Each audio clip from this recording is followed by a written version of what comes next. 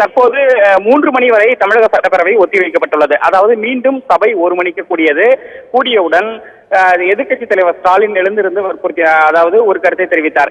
எனக்கு 2 யோசனைகள் உள்ளது. ஒன்று அவையை நீங்கள் ஒத்திவைத்து விட்டு இன்னும் 2-3 நாட்கள் கழித்து கூட அவையை நடத்தலாம், அவரவர் தொகுதிக்கு போய் வரட்டும். அல்லது நீங்கள் உடனடியாக மறைமுக வாக்கெடுப்பிற்கு நீங்கள் உத்தரவிட வேண்டும் என்ற, அதாவது ரகசிய வாக்கெடுப்புக்கு உத்தரவிட வேண்டும் என இந்த 2 கோரிக்கைகளை வைத்தார். அதற்கு சில விதிகளையும் அவர் சபாநாயகர் சுட்டிக்காட்டினார். அதாவது விதி 99 படி சபாநாயகர் அதுக்கு பதில் விதி 99(1) படி நான் சபையினுடைய விதிப்படிதான் நடக்கிறேன், ஆகையால் சபையினுடைய மரபை நான் மதிப்பவன், ஆகவே நான் அதற்கு மறைமுக வாக்கிற்கு ரகசிய வாக்கிற்கு வாய்ப்பு கிடையாது, ஆகையால் நான் டிவிஷன் வாக்கெடுப்பிற்கு, அதாவது இந்த எண்ணிக்கணிக்கு முறைக்கு தாம் உத்தரவிடுவதாக தெரிவித்தார். அதற்கு ஸ்டாலின் மீண்டும் எழுந்து ஒரு விதியை சுட்டிக்காட்டினார். அதாவது விதி 122 படி நீங்கள் சபையை ஒத்தி வைக்கலாம். அதற்கு இது மாதிரி ஒரு அசாதாரண சூழல் ஏற்படும் பொழுது நீங்கள் அவையை வேறொரு நாள் ஒத்தி வைக்கலாம், அதற்கு இதில் இடம் உள்ளது, ஆகையால் அதை நீங்கள் பயன்படுத்துங்கள் என்று எதிர்க்கட்சி தலைவர் ஸ்டாலின் கேட்டுக்கொண்டார். அதற்கு நாடாளுமன்றம் மாறி நாம் அவையை அவ்வப்போது ஒத்தி வைப்பது வழக்கம் கிடையாது, எனவே என்னுடைய தீர்ப்பு இறுதியாக டிவிஷன் வாக்கெடுப்பு, அதாவது எண்ணிக்கணிக்கும் முறைதான் நான் இப்போது உத்தரவிடுவதாக தெரிவித்தார். தொடர்ந்து முன்னாள் முதலமைச்சர் ஓ பன்னீர்செல்வம் அதே கருத்தை வலியுறுத்தினார். உங்களிடம் எனக்கு 1 வார காலம் மட்டும் நீங்கள் அனுமதி கொடுங்கள், இன்று அவையை ஒத்திவைத்துவிட்டு சட்டப்பேரவை உறுப்பினர்களை நேரடியாக தொகுதிக்கு போக சொல்லுங்கள், போய் வந்த பிறகு 1 வாரம் கழித்து நீங்கள் என்ன சொல்கிறீர்களோ அதற்கு நாங்கள் கட்டுப்படுகிறோம், ஒத்துழைப்பு கொடுக்கிறோம், ஆகவே நாங்கள் உடனடியாக நீங்கள் ரகசிய வாக்கெடுப்புக்கு அல்லது அவையை ஒத்தி வைக்க வேண்டும் என்று முன்னாள் முதலமைச்சர் ஓ பன்னீர்செல்வம் வேண்டுகோள் விடுத்தார். ஆனால் இறுதியாக அவர் சபாநாயகர் டிவிஷன் வாக்கெடுப்பு எண்ணிக்கணிக்கும் முறையில் தான் தாம் இந்த வாக்கெடுப்பை நடத்த இருப்பதாக தெரிவித்தார். உடனடியாக இங்கு ஒருவித பதட்டம் நிலவியது. திமுக உறுப்பினர்கள் சபாநாயகருடைய இருக்கையை முற்றுகையிட்டனர். தொடர்ந்து 1:14 இருந்து 1:24 வரை தொடர்ந்து அவர்கள் சபாநாயகர் இருக்கையை முற்றுகையிட்டனர். அதே போல் சபாநாயகருடைய மேஜை மேல் ஏறியும் அமைச்சர்கள் அமர்ந்திருக்கக்கூடிய மேஜைகள் மீது ஏறி திமுக உறுப்பினர்கள் ஆர்ப்பாட்டம் செய்தனர். தொடர்ந்து கேட்காததால் அவர்கள் உடனடியாக திமுக உறுப்பினர்களை வெளியேற்றும்படி சபாநாயகர் உத்தரவிட்டார். வெளியேற்ற சொல்லியும் அவை காவலர்கள் உள்ளே எம்.ஆர்.கே. பன்னீர்செல்வத்தை மட்டும்தான், திமுக உறுப்பினர் எம்.ஆர்.கே. பன்னீர்செல்வத்தை மட்டும்தான் வெளியேற்ற முடிந்தது, மற்ற உறுப்பினர்கள் யாரும் வெளியேற்ற முடியவில்லை. தொடர்ந்து உள்ளேயே இருந்து அவர்கள் அமளியில் ஈடுபட்டனர். அதாவது அவை காவலர்களுடன் வாக்குவாதம் செய்தனர். அதே போல் டேபிள் மேல் மேஜைகள் மீது ஏறி நின்று அவர்கள் தங்களுடைய எதிர்ப்பை தெரிவித்தனர். இந்நிலையில் தற்போது சபாநாயகர் 3 மணி வரை அவையை ஒத்திவைத்து தற்போது தீர்ப்பளித்துள்ளார். ராஜா, 3 மணிக்கு திருப்பி அவை கூடும் பொழுது இந்த திமுக உறுப்பினர்கள் மீண்டும் பங்கேற்க முடியுமா, இல்ல இன்று நாள் முழுவதும் பங்கேற்க முடியாத வகையில சஸ்பெண்ட் நடவடிக்கை ஏதேனும் பாய்ந்திருக்கிறதா அவங்க மீது? அதாவது சபாநாயகர் வெளியேற்றி விட்டால் அவர்கள் மீண்டும் அவைக்குள் வர முடியாது. இன்று அதாவது கூட்டத்தொடர் முழுவதும் என்று அது போன்ற சபாநாயகர் உத்தரவிடவில்லை. உடனடியாக வெளியேற்றும்படி திமுக உறுப்பினர்களை வெளியேற்றும்படி உத்தரவிட்டார். ஆகவே வெளியேற்று ஆனால் அவர்கள் உள்ளே சபை ஒத்திவைக்கப்பட்ட பிறகும் உள்ளே அமர்ந்து தர்ணாவில் ஈடுபட்டு வருகின்ற திமுக உறுப்பினர்கள். ஒருவேளை திமுக உறுப்பினர்கள் வெளியேற்றப்பட்டு விட்டால் மீண்டும் 3 மணிக்கு சபை கூடும் போது அவர்கள் உள்ளே இருக்க முடியாது. ஆகவே அவர்கள் வாக்கெடுப்பை நடத்தி விடுவார்கள். தற்போது திமுக உறுப்பினர்கள் அவைக்கு வெளியே வராமல் உள்ளேயே அமர்ந்து தற்போது தங்களுடைய எதிர்ப்பை பதிவு செய்து வருகின்றனர். இதற்கு முன்பாக சபாநாயகர் உள்ளே வந்த பிறகு முன்பு ஒரு தகவலை பதிவு செய்தார். அதாவது என்னுடைய சட்டை கிழிக்கப்பட்டு விட்டது, என்னை நான் சாமானிய குடும்பத்தில் இருந்து அரசியலுக்கு வந்தவன், இவ்வளவு பெரிய பொறுப்பில் இருந்து இந்த சபையை நடத்துகிறேன், ஆனால் எனக்கு இப்படி ஒரு அவமானம் நிகழ்ந்துள்ளது, இதை நான் பெரிதுபடுத்தவில்லை. இதற்காக எதிர்க்கட்சி தலைவர் தன்னுடைய அறையில் வருத்தம் தெரிவித்ததையும் அவர் பதிவு செய்தார். உடனடியாக எதிர்க்கட்சி தலைவர் ஸ்டாலின், நான் அறையில் வருத்தம் தெரிவித்தேன், அதற்காக தற்போது மன்னிப்பு கூட கேட்டுக்கொள்கிறேன் என்று தெரிவித்தேன், இருந்த போதிலும் நீங்கள் அவையில் இதை பதிவு செய்வது சரியல்ல என்று அதற்கு முன்பு வாதிட்டார். தொடர்ந்து இது போன்ற பிரச்சனை எழுப்பியது. இன்னும் திமுக சட்டமன்ற உறுப்பினர்கள் தற்போது அவையின் உள்ளே தான் அமர்ந்திருக்கின்றனர். அவர்கள் 3 மணிக்கு மீண்டும் அவை கூடும் என்று சபாநாயகர் தெரிவித்து விட்டார். ஆகையால் அவர்களை வெளியேற்றும் பணியில் அவை காவலர்கள் ஈடுபட்டு வருகின்றனர். அவர்கள் வெளியேற்றப்பட்ட பிறகு 3 மணிக்கு மீண்டும் சபை 3 மணிக்கு கூடும் போது எண்ணிக்கணிக்கும் முறையில் தான் தற்போது இந்த வாக்கெடுப்பு நடத்தப்படுவதற்கான வாய்ப்புகள் அதிகமாக இருக்கின்றன. ஸ்பீக்கர் அவர் முடிவை மேற்கொண்டு செயல்படுத்துறதுக்கு முடிவு செஞ்சிட்டாருன்னு புரிஞ்சுக்கிறோம். இந்த அமளி துமளி காட்சிகளில் திமுக உறுப்பினர்கள் ஈடுபட்டு ரகசிய வாக்கெடுப்பு நடத்தணும்னு வலியுறுத்துறத பார்க்கிறோம். பன்னீர்செல்வம் ஆதரவு எம்எல்ஏக்களும் இந்த போராட்டத்தில் பங்கு கொண்டாங்களா, இல்லை அவங்க அமைதியா அமர்ந்துட்டு இருந்தாங்களா? அவங்களுடைய அணுகுமுறை இந்த அமளி துமளி நடக்கும்போது என்னவா இருந்தது? அதாவது இந்த அமளி இதற்கு முன்பு காலையில் நடைபெற்ற அமளியும் சரி, தற்போது ஏற்பட்டுள்ள அந்த அமளியும் சரி, அப்பொழுது எந்தவித எதிர்ப்பையும் அதிமுக உறுப்பினர்கள் தெரிவிக்கவில்லை. மிகவும் மௌனமாக அமர்ந்திருந்தனர். எந்தவித எதிர்ப்பையும் அவர்கள் அங்கு தெரிவிக்கவில்லை. அதே போல் திமுக, அதாவது அதிமுகவினுடைய ஓ பன்னீர்செல்வத்தினுடைய ஆதரவு எம்எல்ஏக்களும் யாரும் எதிர்ப்பு தெரிவிக்கவில்லை. அவர்கள் அமைதியாக தான் அமர்ந்திருந்தனர்.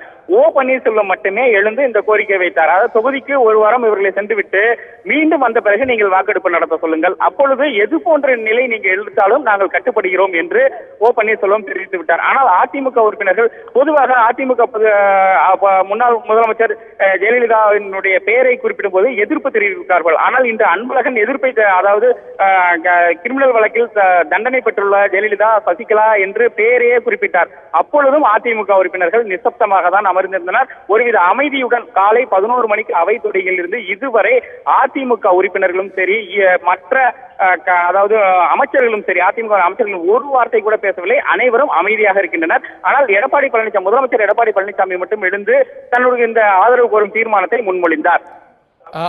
திரு பன்னீர்செல்வத்துடைய ஆதரவாளர்களும் அதே நிலைப்பாட்டை அமைதியா நடப்பதை கவனிச்சிட்டு இருக்காங்களே தவிர அமளியில பங்கேற்கலன்னு புரிஞ்சுக்கலாமா? கண்டிப்பாக அவர்கள் எல்லாம் அதாவது இவர்கள் எழுந்து, அதாவது இந்த அமளி தொடங்குவதற்கு முன்பாக அவர்கள் எழுந்து நின்று தாங்களுக்கு பேச வாய்ப்பளிக்க வேண்டும் என்ற கோரிக்கை மட்டும்தான் அதிமுகவினுடைய எதிர்ப்பு எம்எல்ஏக்கள் ஓ பன்னீர்செல்வம் அணியில் இருக்கக்கூடிய சட்டமன்ற உறுப்பினர்கள் தெரிவித்தனர். ஆனால் மற்றபடி இந்த அமளி நடக்கும் பொழுது, பிரச்சனை நடக்கும் போது, இந்த மேசை மேல் ஏறும்போது, சபாநாயகருடைய இருக்கையை தூக்கி வீசும் பொழுது, பேப்பர்கள் தூக்கி வீசும் போது அவர்கள் யாரும் எந்தவித எதிர்ப்பையும் தெரிவிக்கவில்லை, எழுந்து நிற்கவில்லை. அவர்களுக்கு ஆதரவாகவும் திமுகவுக்கு ஆதரவாகவும் குரல் கொடுக்கவில்லை. அனைவரும் இந்த எதிர்ப்பு நிலையில் உள்ள எம்எல்ஏக்களும் அமைதியாக தான் அமர்ந்திருந்தனர். இதை நாம் காலையில் இருந்தே கவனித்து வருகிறோம். அவர்களுடைய நிலைப்பாடு என்ன இருக்கிறது என்பது குறித்து. ஆகையால் அவர்கள் எந்தவித பிரச்சனையில் ஈடுபடவில்லை, அமைதியாக தான் அவையில் அமர்ந்திருந்தனர். உள்ளிருப்பு போராட்டத்தில் திமுகவினர் ஈடுபட்டு வராங்க அப்படின்னு நம்ம புரிஞ்சுக்கிறோம். அவை காவலர்கள் வெளியேற்ற தொடங்கிட்டாங்களா? ஹவு சக்சஸ்ஃபுல்லா இருந்தே அவங்களால வெளியேற்ற முடிஞ்சிருக்கா? இல்லை காவல்துறையினரை தேவைப்பட்டா அழைக்கக்கூடிய வாய்ப்புகள் எல்லாமும் இருக்கா? அங்க இந்த பாதுகாப்பு சார்ந்து, இந்த வெளியேற்றத்தில் செய்யக்கூடிய அணுகுமுறை சார்ந்து கூடுதல் தகவல்களை சொல்லுங்க ராஜா. அவை காவலர்கள் இவர்களுடைய எண்ணிக்கை என்பது 89, பெரிய அளவிலான எண்ணிக்கை. அவர்களை வெளியேற்ற வேண்டும் என்றால் தற்போது 100க்கும் மேற்பட்ட அவை காவலர்கள். ஒருவருக்கு ஒரு உறுப்பினரை வெளியேற்ற வேண்டும் என்றாலே 4 பேர் தான் வேண்டும் என்ற வெளியேற்றும் பொழுது அவர்கள் வெளியே வர மறுப்பார்கள். இவர்கள் தூக்கி கொண்டு வந்துதான் வெளியே நிறுத்த வேண்டும். அந்த நிலைதான் தற்போது ஏற்பட்டுள்ளது.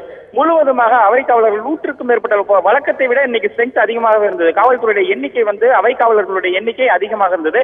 காவல்துறையினர், காக்கி சட்டை போட்ட காவல்துறையினர் சீருடையில் உள்ளே வர அனுமதி கிடையாது சட்டப்பேரவையில். இது சட்டப்பேரவையுடைய விதி, மரபு. ஆகையால் தற்போது அந்த வாயிலில் முக்கிய அதிகாரிகள் காத்துக் கொண்டிருக்கின்றனர். ஏதாவது ஒரு அசம்பாவிதம் நிகழ்ந்தால் அல்லது அடுத்த கட்டமாக என்ன காவல்துறையினர் நடவடிக்கை இருக்க வேண்டும் என்பதற்காக அவர்கள் அனைவரும் சட்ட சபை அவையினுடைய வாயில் கதவுகளில் அவர்கள் காத்துக் கொண்டிருக்கின்றனர். ஆனால் உள்ளே யாரும் செல்லவில்லை. ஒவ்வொருவராக வெளியேற்றி வருகின்றனர். தற்போது சேகர்பாபு, திமுக சட்டமன்ற உறுப்பினர் சேகர்பாபு இப்ப வெளியே வந்து விட்டார். அந்த நாம் சற்று நேரத்துக்கு முன்பாக பார்த்தோம். தொடர்ந்து அவர்கள் உள்ளிருப்பு போராட்டத்தில் ஈடுபட்டு வருகின்றனர். அவர்களை வெளியேற்றும் முயற்சியில் அவை காவலர்கள் முயற்சி மேற்கொண்டு வருகின்றனர். அதே போல ராஜா, திமுக உறுப்பினர்கள் மீது வெளியேற்றம் செய்யக்கூடிய உத்தரவை சபாநாயகர் செய்யும் பொழுது பன்னீர்செல்வம் ஆதரவு உறுப்பினர்கள் எதிர்ப்போ ஆதரவோ ஏதேனும் தெரிவித்தாங்களா? இல்ல அதுல அவங்க நிலைப்பாடு எடுக்காம அமைதியா தான் இருந்தாங்களா?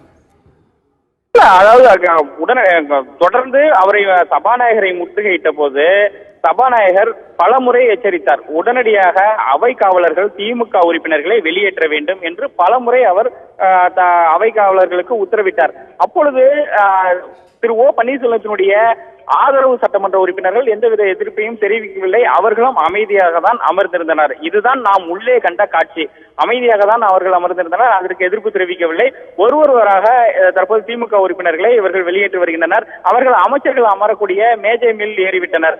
அவர்கள் ஏறி நின்று கோஷங்கள் எழுப்பினர், எதிர்ப்பு தெரிவித்தனர். துரைமுருகன் கூட அதாவது அவருடைய அந்த மேசையின் மீது ஏறி நின்றுதான் கோஷம் எழுப்பினார். தொடர்ந்து அவர்கள் சபாநாயகருக்கு எதிராக கோஷங்கள் எழுப்பினர்.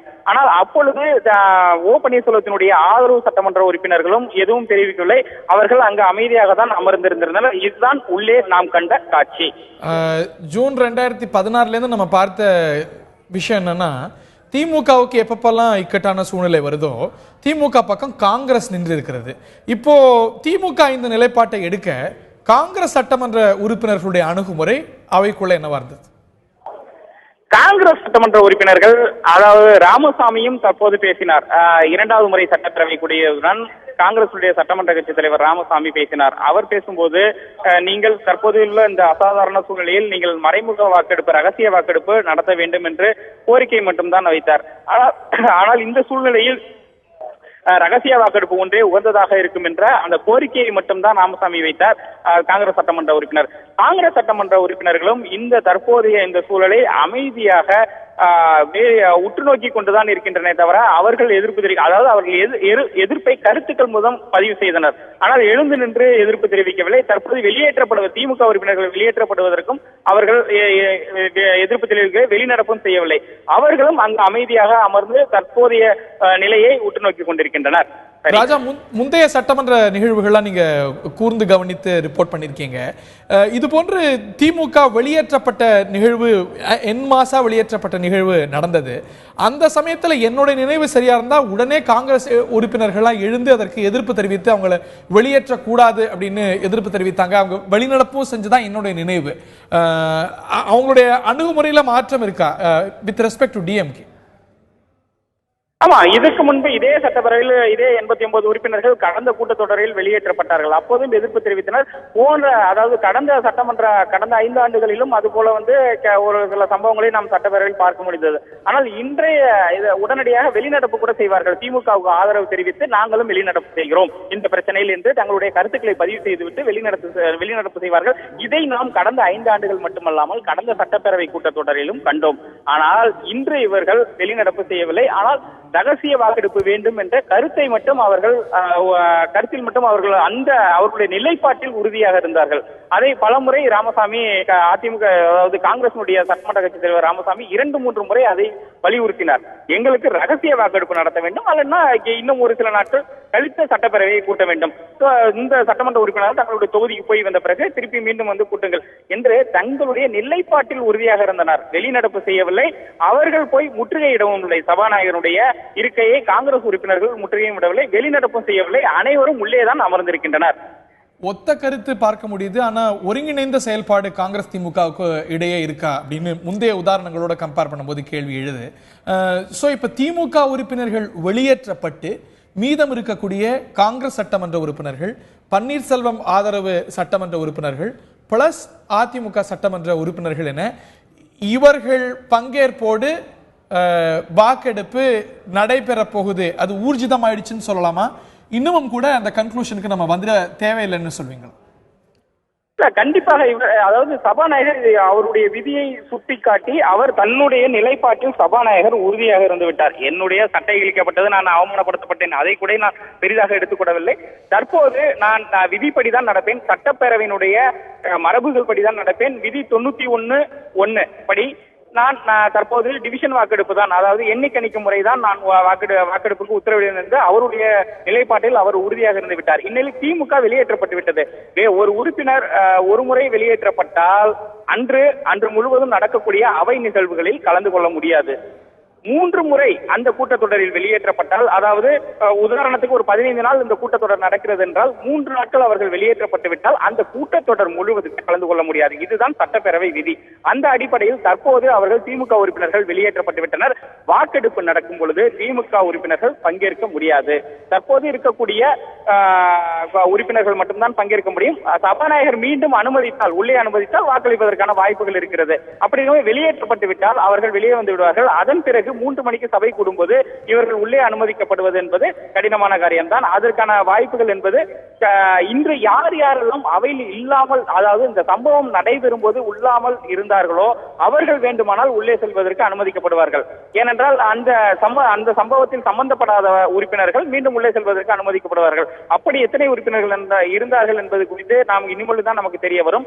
ஆனால் தற்போதைய சூழ்நிலையில் திமுக உறுப்பினர்கள் வெளியேற்றப்பட்டு வாக்கெடுப்பு நடைபெற்றால் வாக்கெடுப்புக்கு அனுமதிப்பதற்கான வாய்ப்புகள் என்பது குறைவு. அது சபாநாயகருடைய அதிகாரத்துக்கு உட்பட்டது. அவரும் சபாநாயகரும் விதிப்படி மரபுப்படிதான் நடப்பேன் என்று ஏற்கனவே தெரிவித்து விட்டார். அந்த அடிப்படையில் வாக்கெடுப்பு எண்ணிக்கணிக்கும் முறையில் தான் நடைபெற உள்ளது.